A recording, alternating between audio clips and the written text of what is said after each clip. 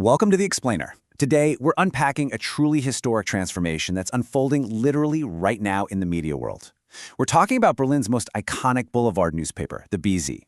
For decades, if you lived in or even just visited Berlin, you knew the BZ. It completely defined the city's tabloid voice. It was loud, it was brash, and absolutely unmissable. But today, well, the story is completely different.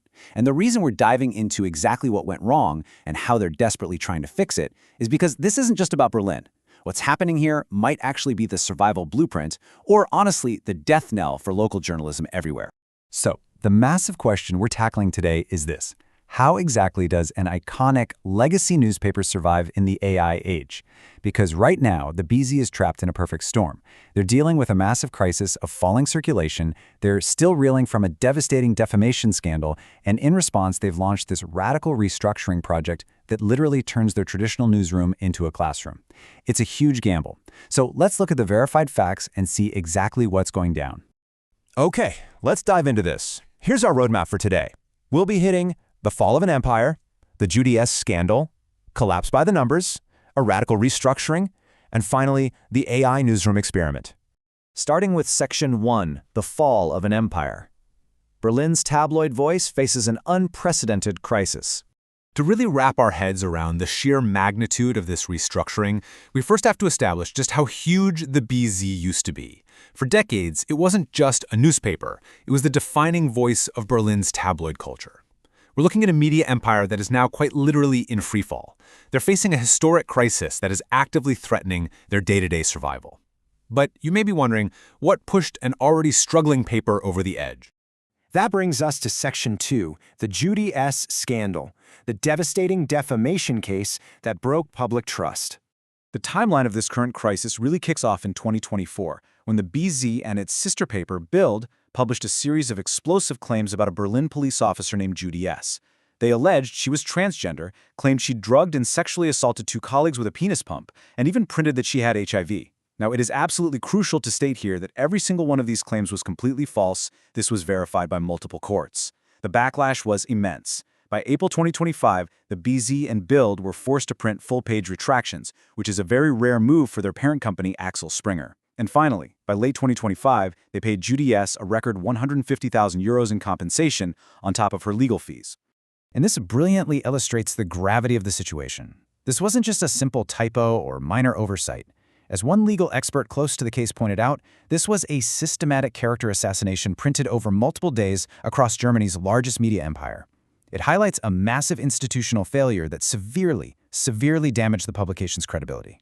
And of course, we can't forget the human impact here, which is starkly captured in Judy's own words. She said, "They tried to destroy me for a headline. I will never trust them again." The fallout from this went way beyond just reputation. Following this event, advertisers pulled out, and public trust in the paper completely plummeted. The BZ was already struggling, sure, but this scandal acted as a devastating catalyst for what came next. Moving on to Section 3, collapse by the numbers. Circulation freefall and top-heavy corporate ownership. Now, what's really interesting about these numbers is the sheer scale of the decline. It's staggering. At the turn of the millennium, back in 2000, the BZ was selling over 200,000 copies every single day. But if we jump over to the first quarter of 2026, that number has absolutely collapsed to just 63,000. To put that into perspective, that is a loss of nearly 70% of their daily circulation over 2 decades. And the trend lines show it is still falling. So, who exactly is in charge of fixing this shrinking empire? The BZ is published by BZ Ullstein GmbH, which is a wholly owned subsidiary of Axel Springer SE. And since April 2025, ownership has been heavily concentrated at the very top. Matthias Döpfner and Frieda Springer effectively control about 95% of the company's shares. Why this matters to our broader story is that with 95% control, massive top-down decisions can be triggered almost instantly. They looked at the scandal, they looked at the crashing circulation, and leadership decided the BZ simply could not continue the way it was. Which leads us to Section 4, a radical restructuring. The newsroom to classroom revolution. In May 2026, Axel Springer announced an extreme solution, one unlike anything we've ever seen in German media history. Starting this September, the Axel Springer Academy of Journalism and Technology is entirely taking over the editorial leadership of the BZ. And to guide this incredibly unique, unprecedented transition, they've actually brought back Miriam Krakel, a former BZ editor-in-chief, to spearhead the whole project. So how does this actually work? Well, this new model relies on a small core team of experienced editors working alongside rotating journalism students from the academy. They're shifting their focus to data-driven investigative reporting and relying really heavily on AI-supported hyperlocal journalism. It's fascinating because it means actively rotating student journalists, people who are still learning the ropes, will literally be writing front-page stories for a major metropolitan daily newspaper under supervision. To really put this radical shift into context, one media analyst hit the nail on the head, noting they are effectively turning a daily newspaper into a teaching hospital.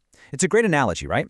Just like medical students learn by treating real patients under the watchful eye of senior doctors, these journalism students are going to be cutting their teeth on a live daily paper.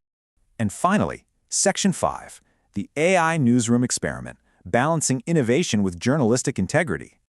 Naturally, this level of change has sparked some intense pushback, particularly because it requires job cuts estimated in the low double-digit range. Staff unions have raised major concerns about quality control and journalistic independence. A union representative really sums up the anxiety here, saying, "You cannot replace decades of experience with algorithms and interns. This is a gamble with Berlin's news ecosystem. Institutional knowledge is deeply valued, and there is a real fear out there that it's being sacrificed for cost-saving technology and student labor."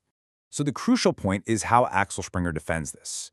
They argue this division of labor is simply a necessary evolution for survival amidst falling print revenues and rising digital competition. Their strategy is to let AI handle the routine, repetitive local reporting. Things like traffic updates, weather forecasts, standard crime logs. By offloading all of that to algorithms, they argue that the human journalists, both the core editors and the students, are completely freed up to focus entirely on deeper, data-driven investigations. Now, while the BZ didn't grant an interview to address these changes directly, they did provide a written statement for the record.